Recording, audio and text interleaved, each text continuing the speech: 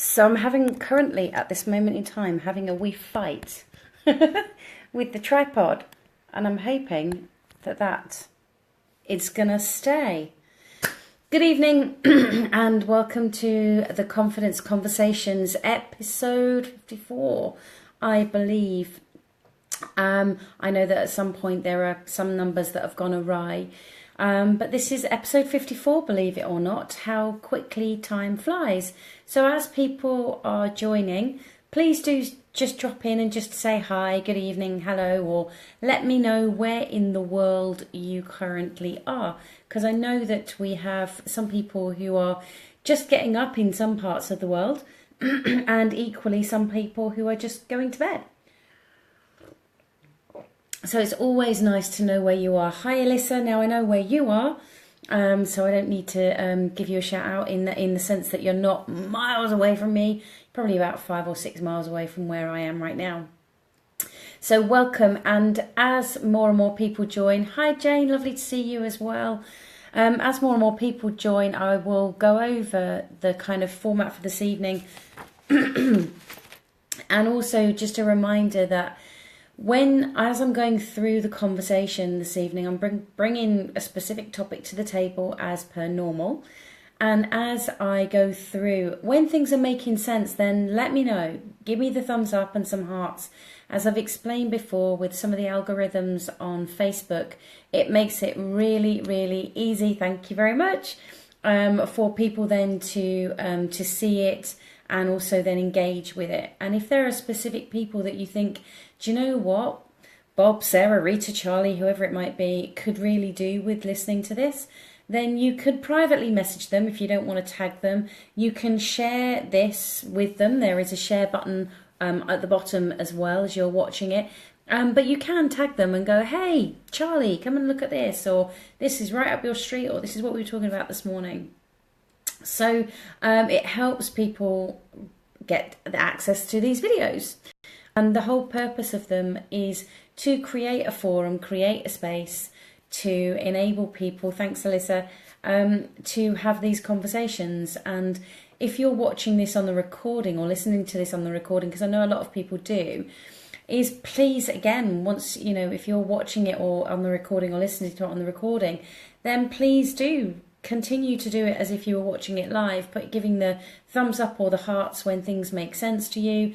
But also as we go through is if you've got questions or comments or thoughts on the topic, then shove them in the comments box, because regardless of whether you're watching live or whether you're watching the recording, I will see it and I do come back and I do answer questions or do look at what people have been talking about so that we can interact in another way, so that we've got more interaction. And the whole point of this being a conversation as opposed to a lecture is that I do love it when people join in and share. And I know that both Alyssa and Jane are very practiced at doing that. So I'm sure that as other people join, we'll be inviting them to do the same. So decisions.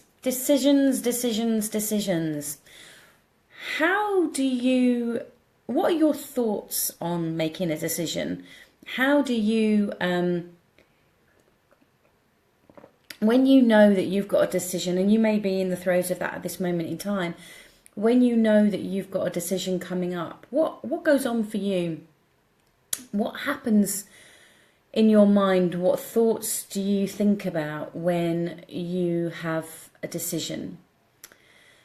Because I think one of the key starting points to helping you to make decisions with confidence, and let's clarify, by the way, there are different decisions. What tea do I have this evening is a decision to make, and even what cup do I put it in is one decision.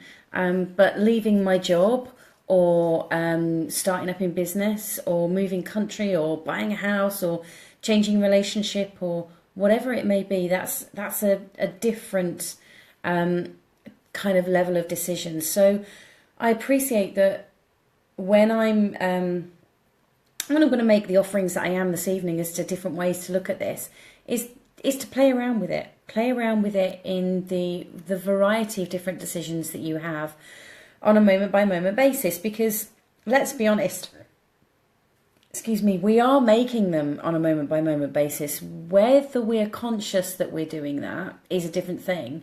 You know, everything from what speed am I going to drive my car? Am I going to stick in the speed limit? Or am I going to overtake this person? Or am I going to slow down? Or am I going to leave the house and turn left or turn right? Or what am I going to take for lunch? Every moment of every day, we're making these different decisions. And as I say, I'm very aware that they all have different levels attached to them as to the importance that we put there. So that's kind of the starting point I want to offer with making decisions with confidence. Is first of all is for yourself to get really clear on what your expectations are around that decision. When you're aware that it is a decision that you need to make, what are your expectations around it? So James put, my main thoughts are around the consequences and usually are the things that could go wrong, which is exactly what I'm saying. Because if our expectations, and whether we're aware of what they are or not, Jane, and obviously you have some awareness, otherwise you wouldn't have put that in there. But when we have at least some awareness of what's going on, we can then kind of work with that and make a different decision. Because if my expectation rather is that I have to get this decision right, I have to make the right decision, or I might be describing it more clearly as I can't get this wrong, I don't want to get this wrong, or I'm going to get this wrong, or I am wrong. Whatever decision I make, I always get it wrong. When we can get clear on what those hidden, unconscious, non-conscious expectations are around things, we can start to address them in a different way. And we need to get really clear, you know, have I made a decision, but then I'm looking for validation or appreciation or love or acceptance or recognition from somebody else, for example. And if I'm gonna make that decision because then that's gonna give me those things, or I'm not gonna make that decision because this is gonna give me these things, or that's why I'm finding it tough to make a decision because I'm trying to weigh up whether I'm gonna get these things. So when we get really clear on what those expectations are, and know specifically what your rules are around those around those decisions, then you can start to pick them back as to whether they are resourceful, helpful for you. I'm assuming that the thumbs going up is meaning that this is making sense. For those of you that are just joining the conversation, then as I'm going through with this topic, at any point feel free to comment your thoughts, your insights. But also if it's making sense, then do some hearts or thumbs or whatever it may be. But equally, if it's not making sense, then let me know so that I can look at explaining things in a different way. Because as I've already said, decisions they do come in different levels. They have different levels of importance. Whether I stay in a relationship or leave a relationship has a different impact on my life as to what shall I wear that day. So I do know that when we talk about decisions very globally like this, that it's about getting clear as to what's going on for you. And I think by hitting that pause and asking yourself, when you've got a decision and you're challenged with coming up with an answer as to what decision you want to make, is to actually hit pause and get clear for yourself. What are my expectations? What are my assumptions? What am I assuming is going to happen if I decide X versus if I decide Y? Hi, Gareth.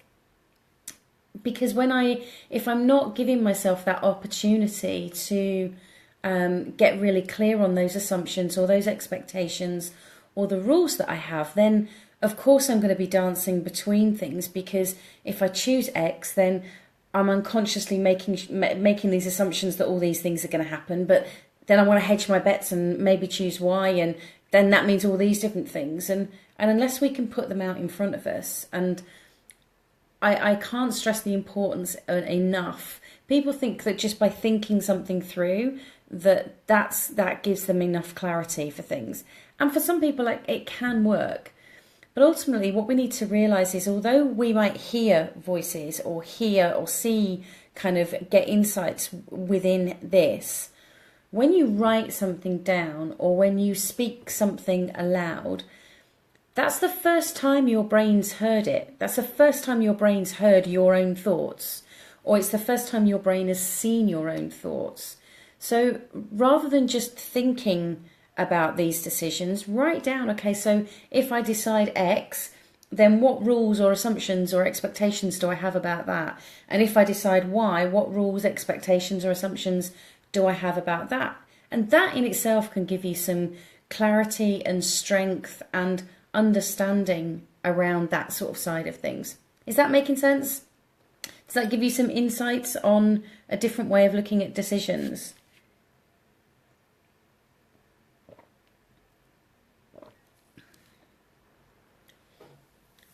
When also we recognize and remember that confidence comes from the two Latin words confidere, which means with trust. A lot of the time when we have a decision, we have that expectation of I have to get it right or I can't get it wrong. It usually is more I can't get it wrong, disguised as I want to get it right.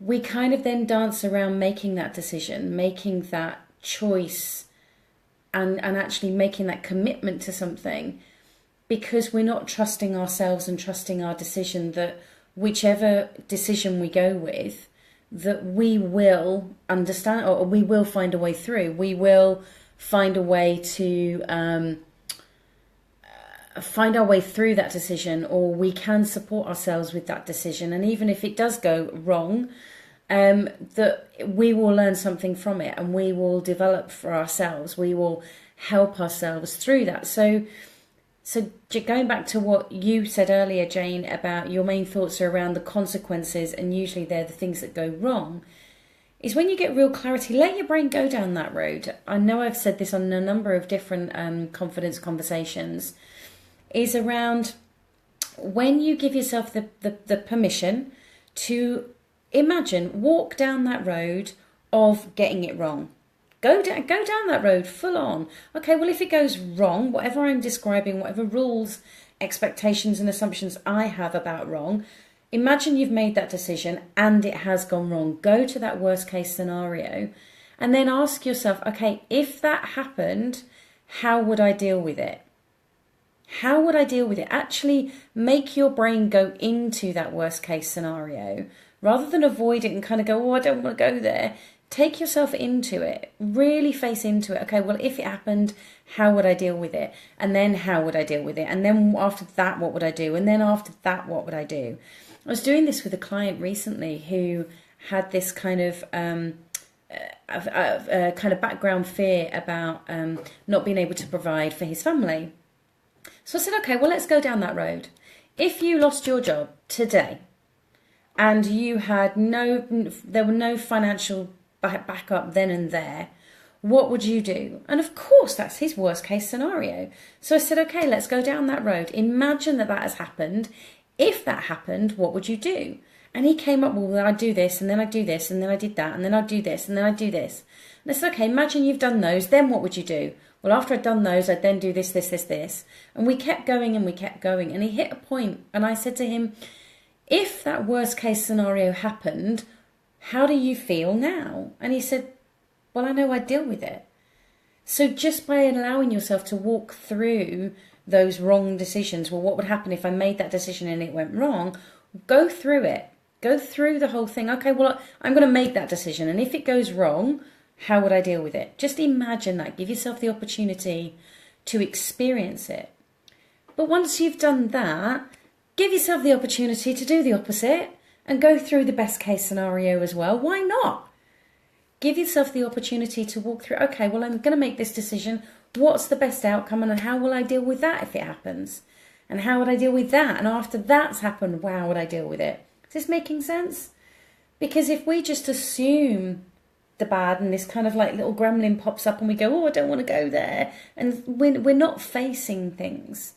And we need to just bring that in front and go, okay, so if that happened, so for me, when I first started doing Facebook Lives, I was like, okay, well, what if nobody turns up?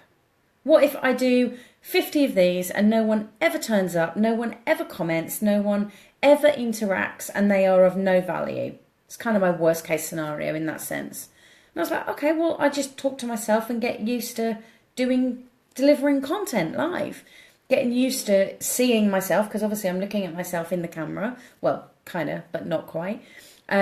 Getting used to interacting with live comments as they're coming through, and getting used to thinking on my feet in a different way. That's my worst case scenario. And so the moment I'd gone through that, I was like, okay, well, if I know that that could happen and I know that I will deal with that, then my body relaxes, because my brain knows it's resourced. My brain knows how it would deal with it if it made the decision and the decision went wrong, if that makes sense. I don't believe there is a wrong decision, but anyway. So Gareth says, I find that writing down big decision helps me gain more clarity on the action I would like to take. I love that. And for me personally, I do believe that just by putting ideas down, just by putting that on a piece of paper, from a neurological perspective, it is the first time your brain actually sees that bit of information. And it still blows my mind when I work with clients. You know, they say, oh, I've got so much on my mind. And we go through the splat board, which if you don't know what the splat board is, it's described in my book, If We Can, You Can. And we go through the process, and every single time clients do exactly the same thing of going, oh, they just suddenly relax because they can see what was going on up here. They suddenly get that bigger perspective. They're able to see it. It becomes tangible and they can deal with it in a different way. And as you said, Gareth, it gives you that clarity to see it, to help you then decide, okay, so what action do I want to take from there? So the other, glad you like that, Jane. See both sides. You cannot have left without right. Left has to exist with right, or up and down, night and day. We have to have both sides. So if you're going to imagine the worst case scenario, then you have to imagine the best too. But there's something I wanted to offer as a thought process and see what you guys thought around or think around this, because I know that I was taught that making a decision is the opposite of an incision. Incision, I can't even say it. So an incision that a surgeon makes is something where they cut into something. And a decision is where you cut away from something. Now, for me, sometimes if I have a decision to make and my expectations and assumptions and rules around it, if they seem quite pressured, they seem quite heavy, and I'm not sure where to go with things, is I change the word and I stop using the word decision. Because for me and the way my brain thinks through things, if I think I've got to make this decision, and by making this decision I'm cutting off from all other possibilities, whilst that does have its benefits at times, actually sometimes too, I personally have found it a hindrance. So therefore I look at the choices that I've got. Instead of describing them as a decision, I start to look at them as choices or options. So therefore, for me personally, rather than it being that thing that is cut off, it becomes something that's far more open, something that's far more possible, fluid, relaxed. That's how I experience it.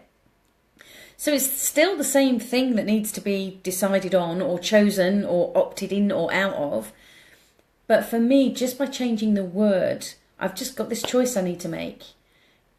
For me, it lightens it. Now, it may or may not be the same for you. If it is the same for you, then give me some thumbs up or some hearts. Some of you preempted that. That's fantastic. But if it's not, could there be another word that you could use? Could there be another way of you looking at the decisions that you have to make in order for you to experience it in a different way? What are your thoughts? Jot them down. What are your thoughts? Because I wanted to give that kind of like those three sort of views on things, and then flip it back to the top one. Shelley, hi Shelley, says, I can really relate to decisions, but I never thought of it to change it to make a choice. I'll certainly use that going forward. Ace. It's not taking anything. I have a choice what I wear. I have a choice which route I take to work. I have a choice as to what I eat. I have a choice whether I run my business in this way or that way. For me, it just gives me those options and it makes it lighter. It's not about it being the right way. It's a way. It's a way of doing it. And if it gives you the opportunity of experiencing things in a lighter way, Shelley, I would love to know how you get on using that moving forward. I'd love to know. So you can either let me know on the video or message me directly. That would be fantastic. But I want to also, by using that same process of recognizing that you can change the wording around things to experience it in a different way, is I want to flip back to where we started around when you have that decision or choice or option, and then you look at, okay, so what assumptions or expectations or rules am I attaching to the outcomes of this? When you get clarity on what those expectations, rules or assumptions or are attached to those outcomes, what would happen if you change the languaging with some of those, for example, so they become more accessible and lighter? Because very often we use huge language, massive. I've got a massive decision to make. You've no idea how many times I've heard that. I've got a life-changing decision to make. Well, if you hear that, then how's your brain going to be hearing it? I've got a life-changing, or it's life or death. A lot of people throw that around as a kind of a flippant statement, but your brain hears things very literally. So if you're saying, this is going to change my life forever, well, I'm not disputing that it may not, but if it's something that you're then kind of having a quandary over whether to do it or not, it's not going to be an easy choice to make if it's got that kind of weight. So when you get really clear for yourself as to what your expectations, rules or assumptions are around that decision or choice or option, depending on which way you're looking at it, look at whether you can change your languaging there to see whether it can help you.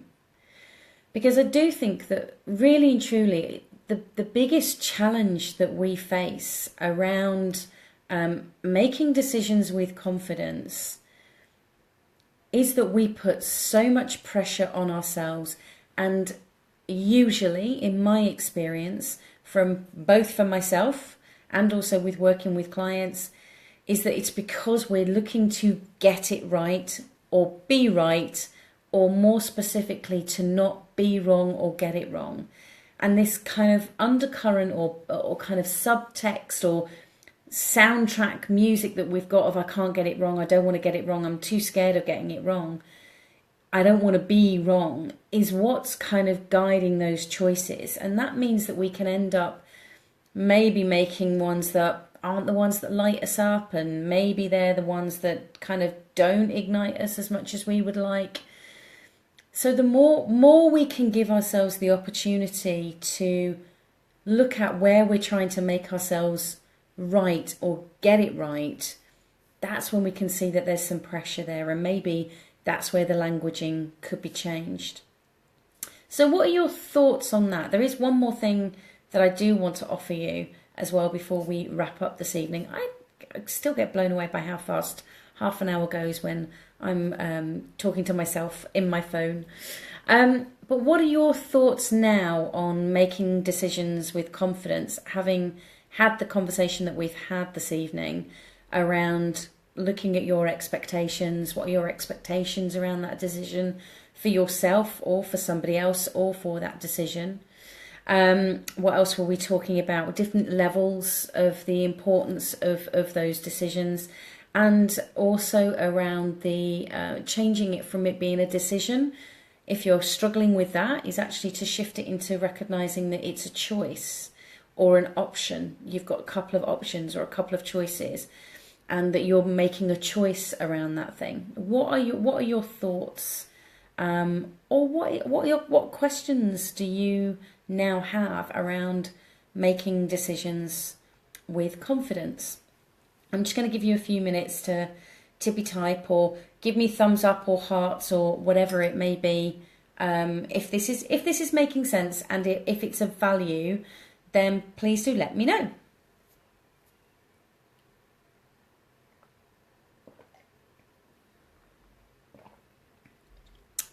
Just put my mug down in time to see those thumbs going across there. So some of you may still be typing, so don't worry. We've got about another 5 minutes. I want to share with you something that it was actually a client that there's more thumbs up coming in. Hi Tyson. And wow, everything you're talking about, I'm on that journey in my life right now. It all makes sense. Awesome, Shelley. Again, following on from what you said earlier, please do let me know what unfolds on this journey. It's always lovely to know. And as I say, you can either do it on this page or message me direct. But something reminded me of this at the weekend. I was spending time with some family over the weekend, and one of them in particular was talking about some decisions, which is why when I was meditating this morning as to what the topic was going to be this evening, decision literally just kept echoing in my ear. And I was like, okay, so that's where we need to look at, what we need to look at.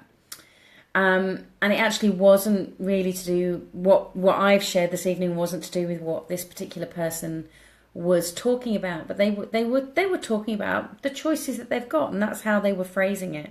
These particular choices that were work related at this moment in time, and got all these different options and was weighing out all these different things, which is fantastic, really lovely. And one of the other people listening to the conversation said, "It sounds to me as if you've already made your choice."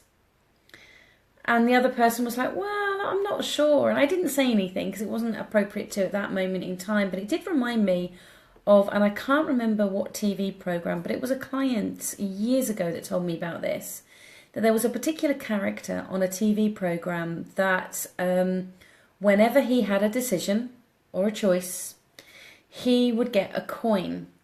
Now, it wasn't okay, well, if it lands on heads, then I'll make that decision, or if it lands on tails, then I'll make that decision. It was, he would place the decisions that he had on either side. So decision A was on one side and decision B was on the other. And he'd flip the coin in the air, and the moment it landed, he would check in with himself what was going on in his gut. What side, before he even looked, what side was he going, I hope it's such and such, I hope it's that way up, I hope it's that way up. And all of us, what we don't realise is that so often we innately know what is the right choice. Not the right choice as in getting it right, but the right next choice for us, which may not be a comfortable one, it may not be an easy one, it may not be a joyous one, it may lead to uncertainty, and our brains are predisposed to want and strive for certainty. So therefore, it's not necessarily going to be the comfortable thing that we want to head towards. But what he was saying was, it's just like, we do innately know. So trust that, and give yourself that opportunity to do that. If there was, and I've done this with clients, I've said to them, okay, imagine we've got a coin, and on one side is this decision, and one side is that decision, and I flip that coin up. What side do you want it to come down? And every time they've gone, well, I want whatever it may be. And I'm like, okay, so let's look at that. Let's look at what's in the way, what's stopping you from actually taking the step towards that direction and making those next moves for yourself. Does that all make sense? There's lots of hearts and thumbs and smileys and things coming in, so I'm assuming it does. As I say, I can't remember what TV show it came from, but I think it's fantastic, and I've been using it in my practice with clients for a long time. So Jane says, too true about not getting it wrong. Realised how much I use poor language choices and how they affect my brain. We'll use this with some upcoming choices and options about an employment situation. Fantastic. That's a wonderful thing, Jane. And again, let me know how it goes. I'd love to know how it goes. And Alyssa says it has really helped me to think about things through in a different way. Thanks. You are more than welcome as ever. Use the coin trick myself. Flip the coin to see what you get. If your heart sinks, then you know the answer and make the other choice. Absolutely. And I think that the more, when we're making decisions with confidence, confidence is about trusting yourself. I was talking with a client this morning about trusting yourself when you're doing presentations, but it's not trusting yourself to get it right. It's not trusting yourself to be perfect and be word perfect, but it is trusting yourself and the knowledge that you have, because when you trust yourself, you then relax physically, emotionally, mentally, and when you're relaxed, you're more open to other information, that intuitive information that we can then access. So I'm hoping, well, judging by the comments, I was just going to say I'm hoping this has made sense, but judging by the comments, it has. So please remember to let me know. And also, please remember to share both the page and the video. If this is something that you've thought, actually, do you know what, I really could do with using this, or so-and-so could use this, or there might be other people you know that are having... I can't remember how you phrased it. How did you phrase it? An employment situation. That was it. An employment situation. Then please share it with them. Please let them know that this is a resource that's there for them to use. Hi, Vicky. Joined the conversation a bit late, but I will certainly start to use the words choices and options rather than decision. It seems to take away the pressure when not think of it as a decision. And it's interesting because I know that there is a school of thought that by making a decision, we are cutting away from things, and that means we're far more committed to that thing. And as I say, that has value and it can be useful. And equally, personally, I find that then for me, that puts too much pressure on my brain because it goes into a route of assumptions and expectations that aren't helpful. So I have just got into the habit of I've got some choices to make. And it has made me feel, it's made me think differently, which enables me to feel differently. So hopefully, Vicky, you can go back and watch the rest of it if there was, if you missed any bits and want to scooch back to the beginning. And remember that if you have a particular topic that you would like me to bring to the table, you can message me directly on here, or you can email me jules@juleswyman.com, and just let me know, what would you like a confidence conversation about? What would be something that's of use for you personally, or something that you're seeing playing out either with your family, with your children, with your work colleagues, in the news, whatever it may be. Let me know and let's have a confidence conversation and see where it goes from there. So thank you very much for joining me this evening, and I look forward to seeing you again next week. Have a great week. Bye.